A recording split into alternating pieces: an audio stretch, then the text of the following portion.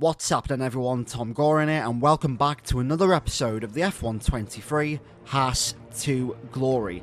Today, this is episode 19 for the 5th race of the second season of the F123 Haas to Glory Drive Career Mode, and here we are at Monaco, Monte Carlo for the Monaco Grand Prix. It's the one that everyone wants to win, it's the toughest race of the season, and it's the race that everyone wants to watch. We are coming off a very successful 4th place at Imola and our first podium of the season in Miami, and the first quarter of the season hasn't been a good start because of our slow starts in Australia and China. But before we get started, make sure to hit the like button, subscribe to the channel for more F123 Haas to Glory content, turn on notifications so you never miss an upload, and also check out the playlist so that you're all caught up and up to date with the series. So let's get into this. This is probably our best chance to win the Monaco Grand Prix. As you can see, our upgrade that was supposed to come, the rear downforce upgrade, has failed, and that is not what we needed. We were starting to build momentum from Miami with the podiums and the 4th place in the previous episode, and as you can see, the redesigned diffuser layout has not been added onto the car, which means we're going to have to wait until the Spanish Grand Prix, and actually not even the Spanish Grand Prix, it's the Canadian Grand Prix. Oh, that's disappointing. That's realistically disappointing because we needed that upgrade for this circuit, and that's a big blow. That's a big blow compared to what we're going to do, compared to our rivals in this race. But we do have one thing. We won this race last season, so let's see if we can win it again. So, without further ado, let's head into the race weekend.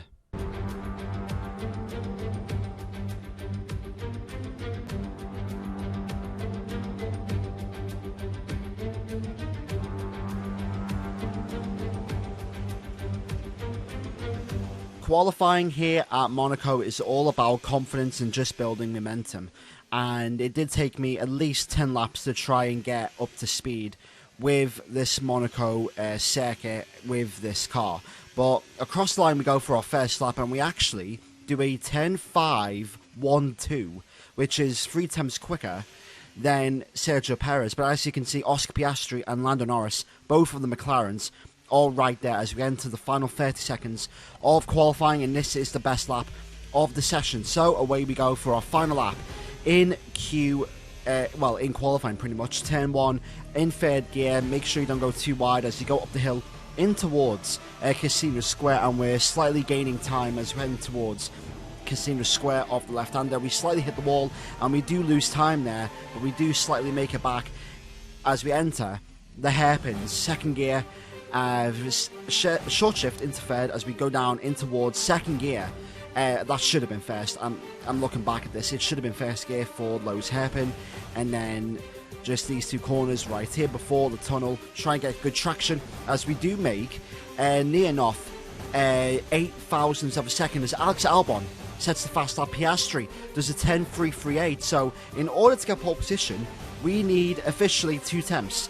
If we get 2 temps as we enter the back corner, this should be good enough, and we've got purple in the 2nd sector. So all we need to do now is nail the swimming pool chicane, and now also gas in towards 2nd corner. You want to try and just gain good traction as we head towards Anthony Noakes. The final corner, we lose half a tenth as we cross the line now, and I don't think it's going to be pole position today.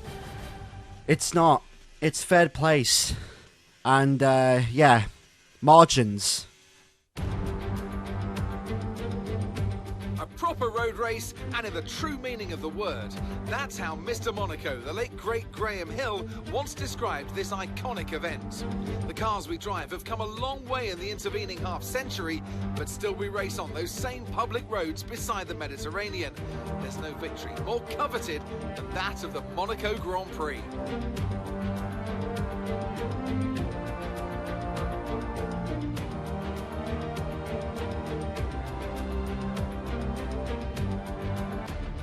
Before we begin, let's take a quick look at the grid lineup for today's race. What a great lap from Alexander Albon yesterday. He'll start from pole position, and Thomas completes the front row. Looking at the rest of today's grid, we have Norris, Perez, Stroll, Leclerc, Sainz, Magnussen, Verstappen, Oscar Piastri, Hamilton, Gasly, Bottas, Ocon, Tsunoda, Liam Lawson, Sargent, De Vries, Russell, and Zhou Guanyu. It's almost time for the lights to go out, so let's head down to the track where preparations are underway.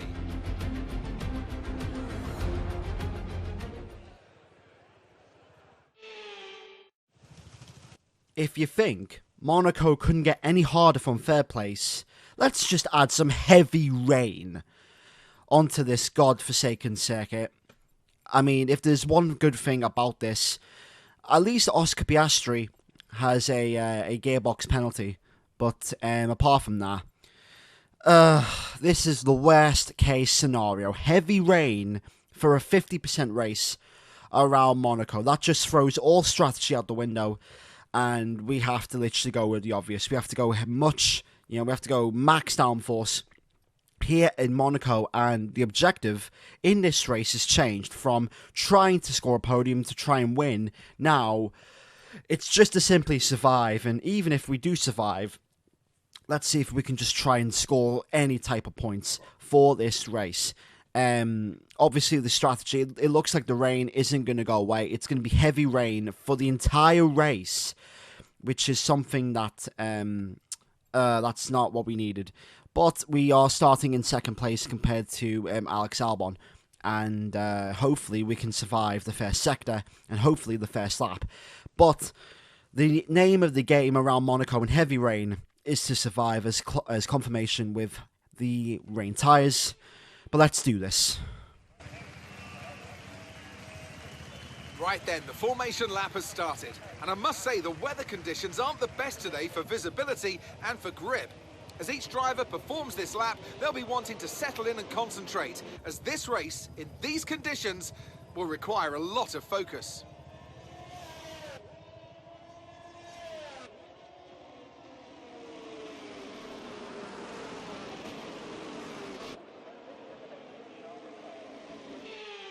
So as all the cars reform the grid, the drivers will be hoping to get a strong start.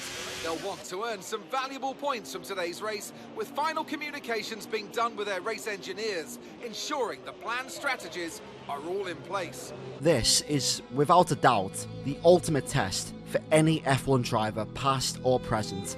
We've had two recent heavy rain races last season and also in 2022, and before that, well, realistically 2016 and of course 1996.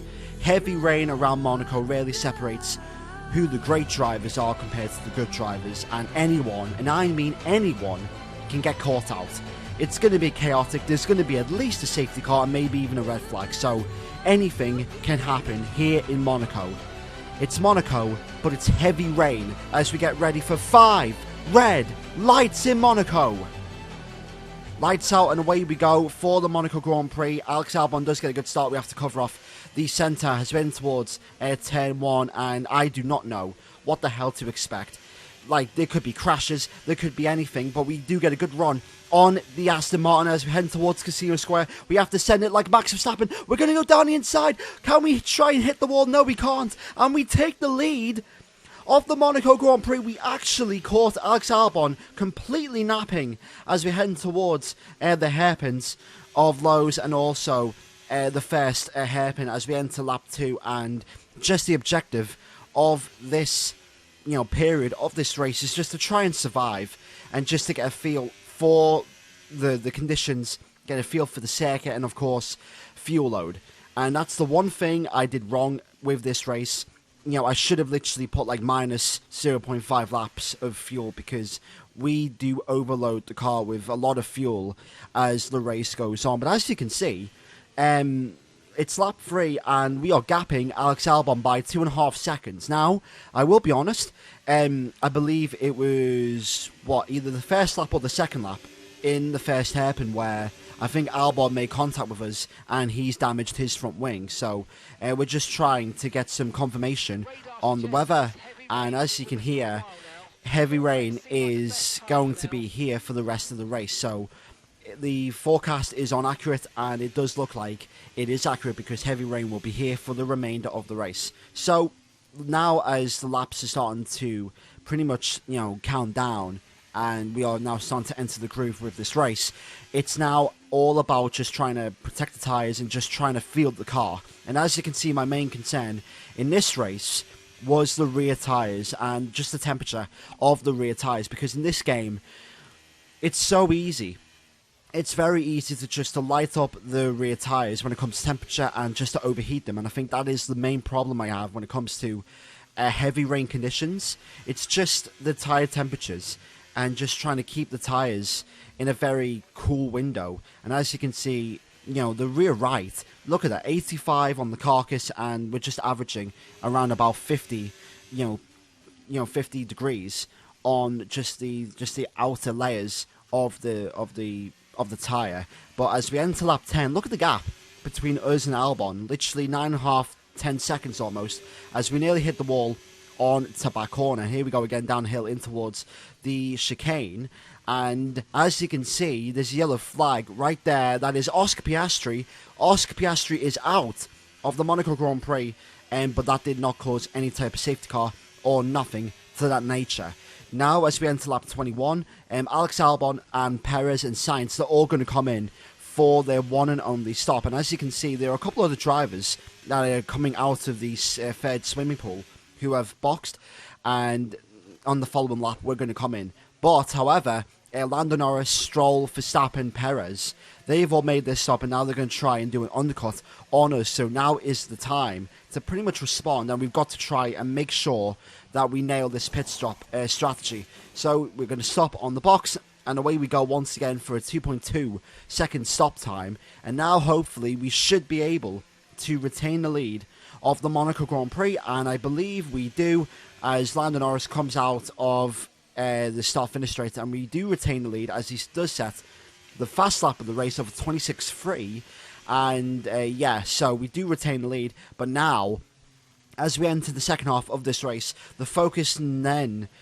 less becomes about the car and about the conditions and more about the pressure behind with Norris, Stroll and Verstappen. And we do have an angry train as we enter Raskas, as we do hit the wall there on our rear right tyre. And that's just the one thing I hate about this track, is just that you always clip one corner. This corner coming up right here, as you can see, the second chicane, as we have a VSC. A VSC? What the hell's going on? A red flag? Oh, a red flag? What the hell's a red flag? I don't understand. But anyway, we're going to get ready for the 5 red lights. It's a restart here at Monaco, and away we go for this restart in heavy rain. Red flag conditions at Monaco. Away we go. I don't know why the red flag was called, but as you can see, into 10-1. Lando Norris goes around the outside. We understeer into him, and that has not went well at all. We do get a collision with Lando Norris, and I don't think we've got front wing damage, but just the tyres just... they went up to grip, and we just understeered straight into Lando Norris. And after this race, I'm going to publicly apologise to Lando Norris for that. But as far as the red flag is, why did the red flag come out? It was because of Alex Albon. He lost control entering Lowe's hairpin, and he caused a massive traffic jam, as seen on the minimap. So there goes Albon's chances of scoring a podium. But as we enter the final stages of this race, as you can see, the pressure from Lance Stroll, Sergio Perez, Max Verstappen as well. And, we're just soaking it all in. And just our main focus now is just to keep the car on the circuit, not get any damage, not get any, punctures or nothing. But as we enter the final chicane, the realization is starting to kick in. We won this race last season, and now in heavy rain with a red flag and a restart, we're going to come out to Anthony Noakes, and surprisingly, we are going to win our first race of the season. It's back-to-back victories here in Monaco. That's it then for another nail-biting Monaco Grand Prix. We were on the edge of our seats the whole time as they've come through to take a stunning victory. Well, Anthony Davidson, a resounding victory today, but what set them apart from the rest? Well, they clearly have a car that comes alive in the kind of conditions we were dealing with today. It's a very balanced package in the wet, and what that means is that the drivers have confidence to attack. And having that confidence gets you on the power earlier, it lets you brake later, and can put you a long way up the road. Haas are no doubt happy with today's performance, having secured the win here this weekend, and our drivers are making their way out for the podium celebrations as we speak. Our first win of the season, our second podium of the season, and we got tested today. Monaco is a difficult track in the dry, and it usually brings out chaos, but in heavy rain, it's the ultimate test. The ultimate test of any driver in Formula 1, and the fact that not only was we leading the Monaco Grand Prix for most of the race, you know, there was the red flag for Alex Albon and the restart as well, and, you know, obviously the whole, you know, situation with Lando Norris, that seems very strange indeed. But I'm gonna apologize to Lando Norris because yeah, I had no front end grip and it just understayed into him. And as you can see, 39 points behind Sergio Perez, and Lando Norris officially loses the Drivers' Championship lead. But now, hopefully, we can start to build some momentum. But if you did enjoy this video, make sure to hit the like button and subscribe to the channel for more F123 Haas to Glory content, and turn on notifications so you never miss an upload. We climbed to 4th in the Constructors' Championship. But that is that for part 19 of the Haas to Glory. Thanks for watching, and I'll see you all in the next Haas to Glory video in a bit.